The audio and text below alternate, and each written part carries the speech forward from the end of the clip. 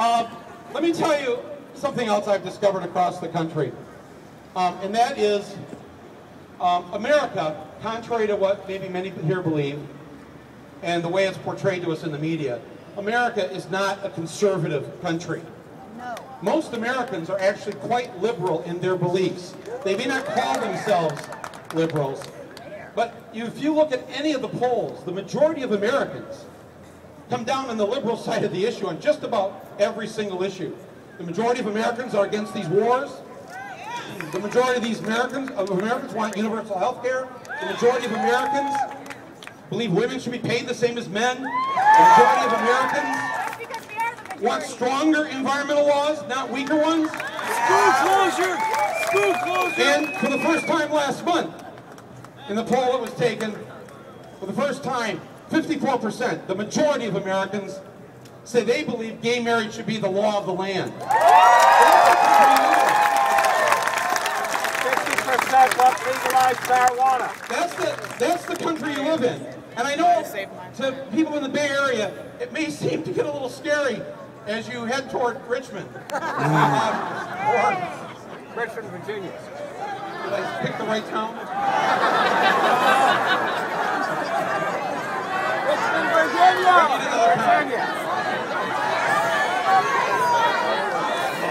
As you head toward Walnut Creek,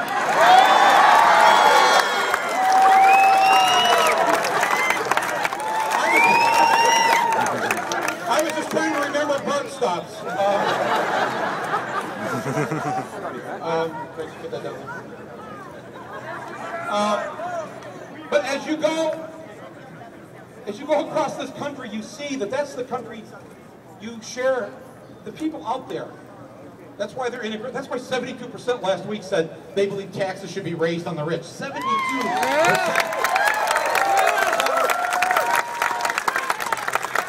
So to the media who are here, this is a few thousand people, but everybody here represents a few thousand more, or a few 10,000 more.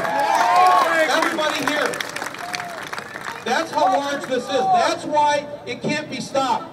Too many people have been thrown out of their homes. Too many people have had their schools decimated. 5 schools being shut down. We now live in a country with 40 million adults who are functional illiterates. How did that happen? It benefits those in charge to have an ignorant population. To have a population with 40 million people in it that cannot read and write above a 4th grade level. For supporting countries like Pakistan. It's like they set up the schools now to make sure that you can operate the cash register at McDonald's and you know how to greet someone in a sentence with a noun and a verb in it as they come into Walmart. Let me tell you who does know that the people of this country have had it, and that there's a very progressive thread and vein going through this country right now. That's the other side. Wall Street, corporate America, the right wing. They know this is a liberal country. All you have to do is turn on talk radio or Fox News. They're so angry. They're so angry, aren't they? Let me ask you this. If this was a conservative right-wing country, if you turned on Fox News every night, wouldn't they just be yippity-doo-dah, yippity-dee? They're not that way, are they? They're like, rah! Every night it's rah!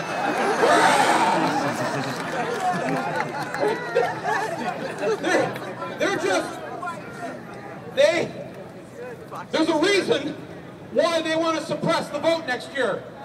There's a reason why they're passing laws throughout the country to make it harder for poor people, for senior citizens, for people of color to vote. There's a reason they're doing that. What's the reason? They know, it's very simple. They can do math. They know they're in the minority. They know they're in the minority. Otherwise, really, why would you want to suppress the vote if you thought America agreed with you? You wouldn't do that, would you? No. If you believed America was with you, you'd be setting up voting booths in every aisle of every Walmart all across the country. That's not what we're doing. No. I also want to tell you, especially those of you who've been camping out here. Thank you. Thank you for doing that.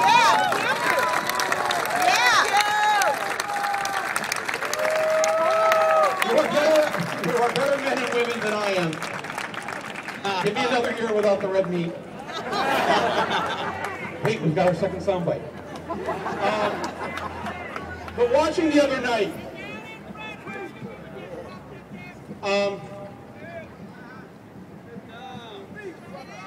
Scott Olson.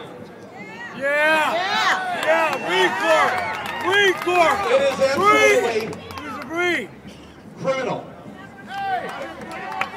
that this young man was willing to go and risk his life in a war that he, once over there, didn't agree with. That he would risk his life like this. And the only place he had to worry about was here in his own country, in Oakland, California. Yeah.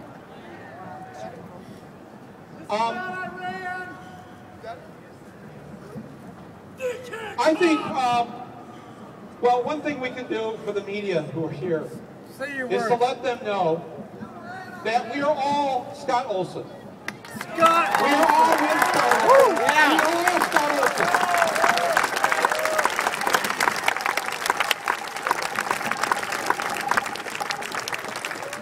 And we will not tolerate our fellow citizens being treated that way by the people that we fund with our tax dollars. I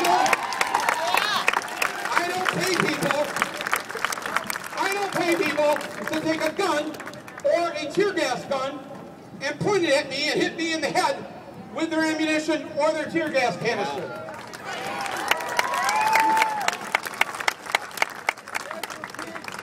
It would be as crazy as me coming up to you right now and saying to you, oh, by the way, would you just punch me in the face? Why would I do that? Yeah. I think all of us want to send our best wishes, our prayers, our good karma, everything that we can muster to Scott so that he is better and well.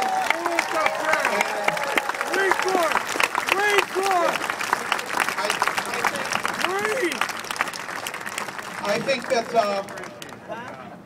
let's have 30 seconds of silence in honor of Scott Olson and our hope that he will recover quickly from his injuries.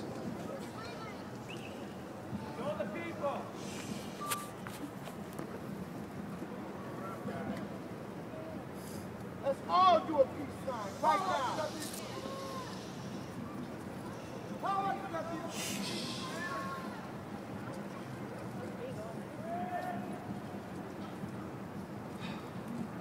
I've gone on too long here, and Thank you. More. well, no, it's. Gotta get to Richmond. I know. Now that I have Say more. more. I'm going to have to go and participate in Occupy Richmond.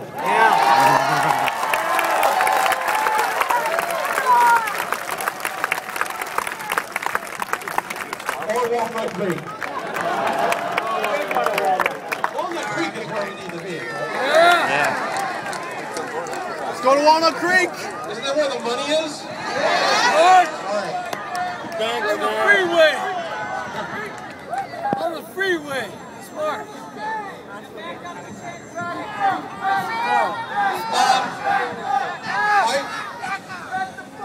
I understand that Mayor Kwan is she's finishing up her press conference, and I am going to try and see if I can talk to her. You know, I saw her.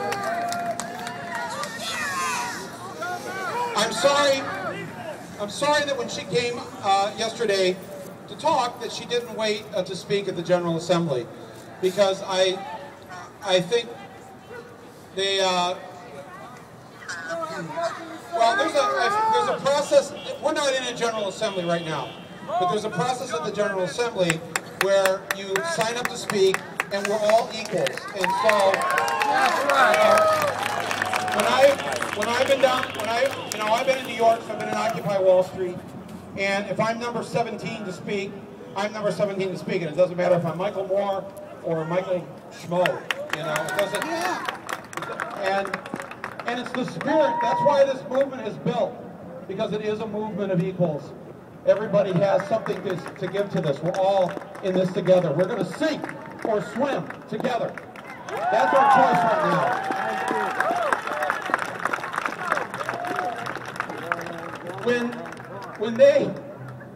When I was there last night, somebody asked one of the people in the media tent, what are the goals? What are you trying to accomplish? And he said, well, our mission is in our name, Occupy Wall Street, and then he said, period. And I thought about that for a second. Occupy Wall Street, period.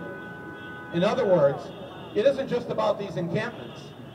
It's that we're not stopping until we, the people, occupy our economy that runs this country. This is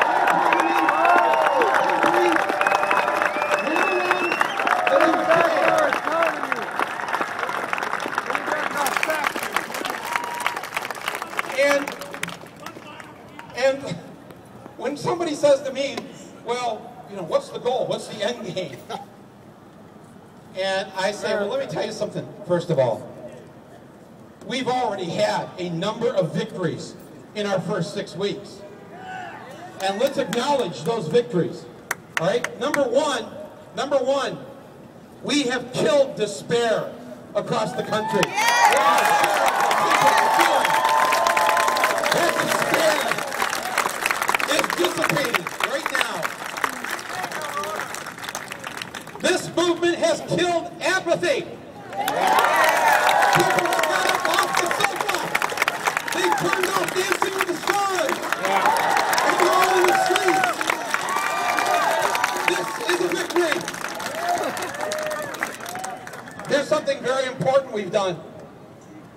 6 weeks ago, what was all the media talking about? All the politicians in Washington, all the pundits. What was the national discussion that we weren't part of that they determined? What were they talking about? The debt ceiling.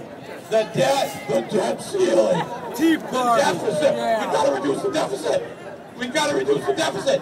Over and over and over, all summer long. The debt ceiling, the deficit, the debt ceiling, the deficit.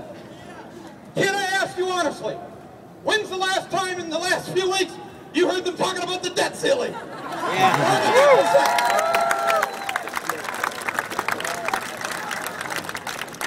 This movement has shut down that bullshit discussion.